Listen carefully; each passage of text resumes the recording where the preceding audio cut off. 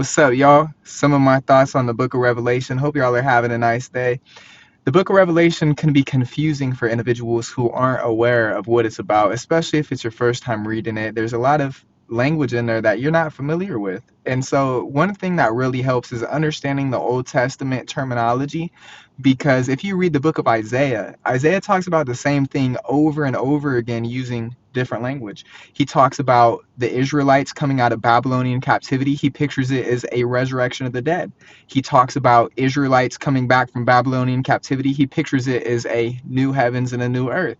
So throughout the entire book, he repeats the same language over and over again using different terminology, different language, but he's referencing the same thing. And so a lot of individuals, when they read the book of Revelation, they think that it's chronological, as in, chapter 1, here's an event, chapter 2, here's another event, and it all leads up until chapter 22, which they say is the new heavens, the new earth, which is the end of the world and the age to come. Now, that's not the case, because the Bible repeats itself in the book of Revelation over and again, using different themes. For example, Revelation chapter 11 talks about the beast, which according to Revelation chapter 17, verse 10 and 11, is the time period of the 8th Roman Emperor. Now, Revelation chapter 11 pictures the time period of the 8th Roman Emperor, but chapter 12 pictures the birth of the Messiah. Now, the 8th Roman Emperor ruled from 81 to 96 AD. It was Domitian. But Jesus was born under Rome's first emperor, and we learn it was Caesar Augustus. Scripture lists him by name. Revelation chapter 12 pictures the devil using Rome to destroy the Messiah as soon as he was born, a reference to during the reign of Caesar Augustus. Herod tried killing all the children that were in Bethlehem under the age of 2.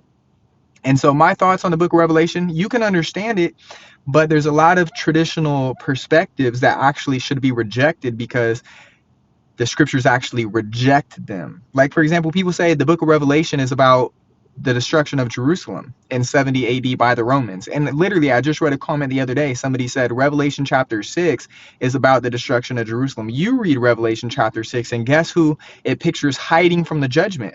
Not the Jews. It pictures the kings of the earth. Who's that? That's the Romans. And so a lot of individuals just overlook a lot of the terminology, a lot of the sayings, a lot of the figurative language. For example, who pierced Jesus? The soldiers. In Revelation chapter 19, who is Jesus pictured as coming to fight against?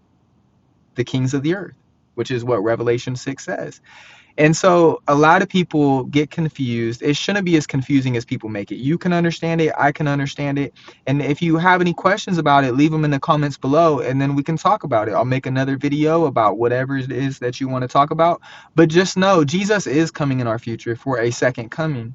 But the book of Revelation doesn't talk about it. The book of Revelation uses end of the world language to signify events that were shortly coming to pass. The Old Testament, the New Testament terminologies are both found in the book of Revelation, and a lot of people miss that the book of Revelation uses both Old Testament and New Testament language to describe events that they were going to go through in the first century. So if you have any questions, let me know below. If you enjoyed this, hit the like, hit the subscribe, and I'm looking forward to speaking with you again about these things. God bless you. Have a nice day.